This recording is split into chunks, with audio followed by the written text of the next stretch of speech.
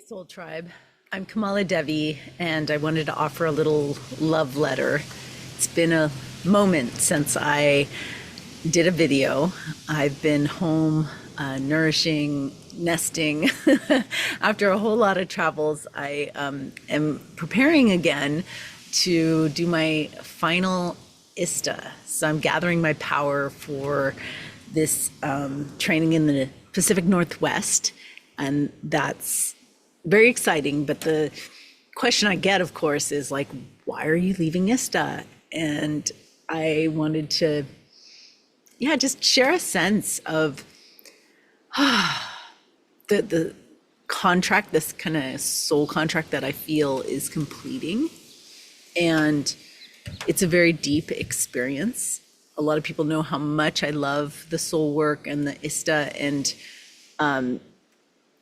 I just want to name, like, it's still in me, and I can't help but do that kind of shamanic, erotic, ecstatic transmission. Like, even though I won't be doing it with that mystery school, and that is very much, I feel very connected. It's still very family, and there's a lot of medicine there, and that work's going to continue on beyond me, which I'm really proud of. And there's still a sense inside me of like, hey, I'm being prepared for something else. I feel called to be in the potential, and the like dark possibility of, I don't know what's next, or I don't know why. Obviously, there's lots of other complex. It's complex. These are crazy times, and personally, I'm going through a lot of transformation as well.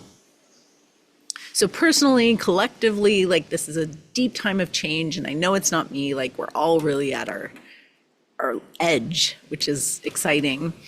But I do want to address, how hard it is as a pioneer to be pushing the envelope, to be like working on the path, and like moving against so much resistance. And I have a pattern in my life of like just overextending myself and then breaking down in order to break through.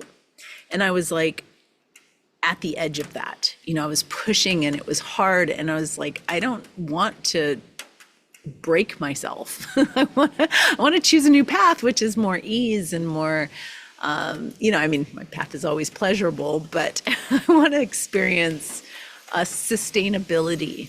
And so it was really hard to say, okay, I feel like this is a time for me to, move on in a different direction. And I'm in that transition of like harvesting and reviewing and graduating. And it's a sweet, like, recapitulation. It's a sweet, like, wistful time. And so I'm going to bring, that kind of like energy of reflection and closure and graduation to this next training that I'm doing. And I'm delighted about the team. And I'm curious, the space is in the Pacific Northwest. And whenever I say yes to a venue, like doing a retreat on the land, it has to be a really sacred contract with the land, like a sense of there's something here. And I have to say, like, don't ask me why on that too. Like, there's like Pacific Northwest, if you've ever been, it's, this Cascadia region, we're doing it outside of Seattle. So in Washington, there's these huge mythic mountains that have so much power.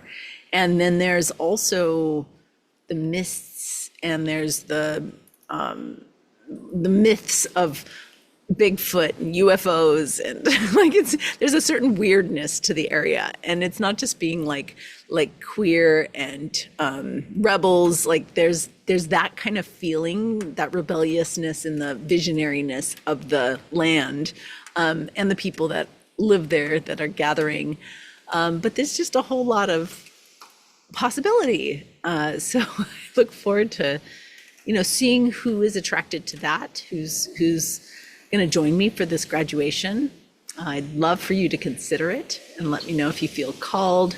And I'd love to stay in touch with you as my mystery unfolds. I don't know what's next, but I do feel, the depths of what's calling me, and look forward to unfolding that. Thank you. Blessings. Until soon.